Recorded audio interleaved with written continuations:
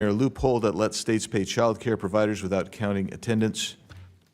Yield that. Thank you. Without objection, so ordered. Chair now recognizes Ms. Jasmine Crockett from Texas. Thank you so much, Mr. Chair, and for every witness that is here, thank you so much for your time and your attention. I just have one quick question. I have not been here the entire hearing, but I don't think this question has been posed for each of you, and we can start at the far end. Do you believe that all Somalis are engaged in fraud? I do not, and I'd like to... Okay, just yes or no. Next. Of course not. Oh, absolutely not. We have good Somali people in our state. Okay. Absolutely not. Okay, thank you so much. I just want to make sure I level set because it seems like we want to continue to, especially as we just heard those particular articles entered into the record, we want to continue to just make it seem as if you are Somali, then somehow you are a fraudster.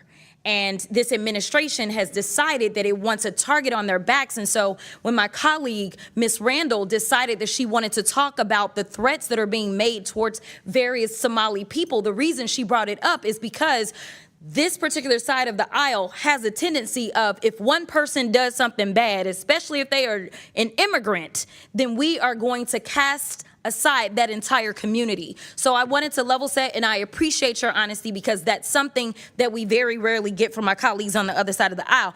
In fact, if we want to talk about fraud, I got a lot of fraud that we're going to talk about because we're going to get into this, but I am very curious to hear.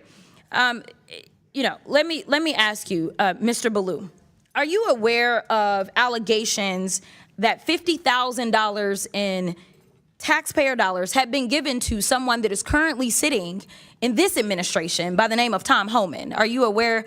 Okay, that's a yes. I am. Okay, and last I checked, and correct me if I'm wrong if you have different information, but he was given that $50,000 in exchange for being able to provide contracts and kickbacks to people as soon as Trump was going to get into office. The DOJ was actually investigating this, but as soon as Trump got into office, last I checked, he actually said, go ahead and throw away that case. So it was a Department of Justice investigation, and he accepted the money from an undercover FBI agent in cash. Are you aware as to whether or not we ever got that $50,000 back? I'm not. Oh, okay. Are you aware as to whether or not this committee has decided to investigate that? I'm not. Are you aware as to whether or not any committee in Congress has decided to investigate the fact that we know that he took $50,000 from an undercover officer, and yet we still don't have that money, nor does he have any charges? I'm not. Oh, okay. All right. So let's get into it.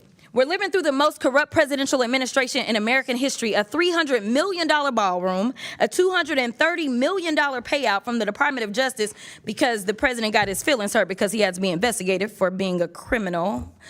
Hundreds of thousands of taxpayer dollars spent at Trump-owned properties around the country, Trump-branded wine being sold at the Coast Guard exchanges, American taxpayer dollars being spent on DHS propaganda ads on Truth Social, awarding federal contracts to corporations in exchange for campaign contributions. Kash Patel flew his girlfriend around the country on a multi-million-dollar jet that taxpayers paid for. Kristi Noem gave companies she's affiliated with hundreds of millions of tax dollars, then went out and spent another $200 million on 2 private jets for her travel.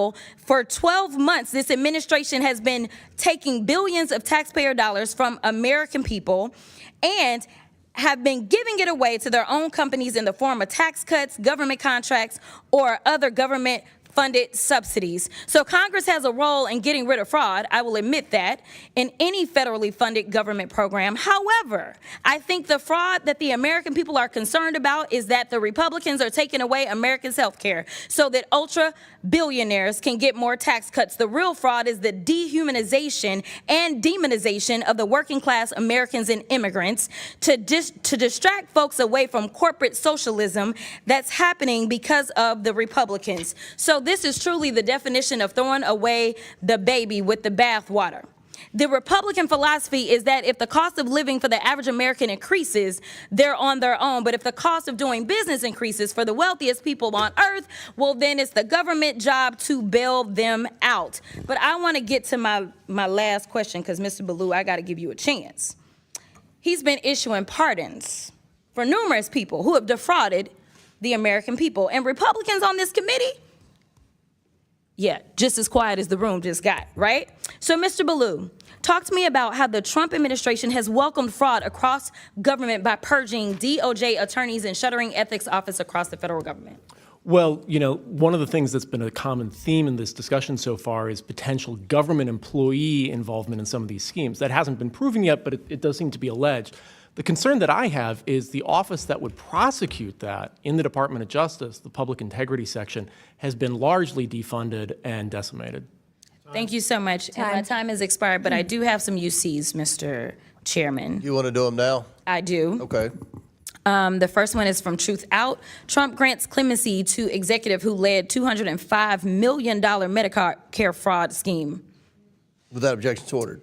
The next one is Trump commutes sentence of Dr. Solomon Melgen, eye doctor, found guilty of Medicare fraud. Without objection, it's ordered. The next one, healthcare fraudster Philip Esfermaze is latest Trump clemency recipient to be arrested. He defrauded more than $1 billion from Medicare. Without objection, it's ordered.